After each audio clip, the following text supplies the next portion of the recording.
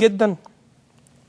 يعني مش عارف هيفضل بقى القصه دي شغاله لغايه امتى. فريق كره اليد في نادي بورسعيد جاي يلعب مباراه هنا في القاهره مع نادي مصر البترول في صاله الاستاد القاهره الدولي.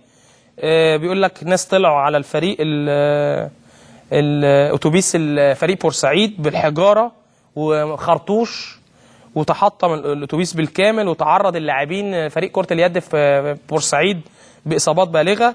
والامر اللي ادى الى تدخل قوات الجيش اللي احتجزت الفريق البورسعيدي بدار القوات الجويه لتامين وصولهم لبورسعيد.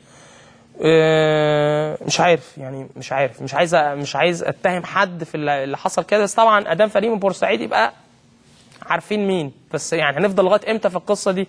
مش عارف. يعني في قضيه اتعملت وفي احكام اتخذت وفي عقوبات اتعملت على النادي المصري، فهنفضل عايشين بقى طول العمر في الموال ده. مش عارف برضه اقول ايه في الموضوع ده بصراحه، يعني زهقنا.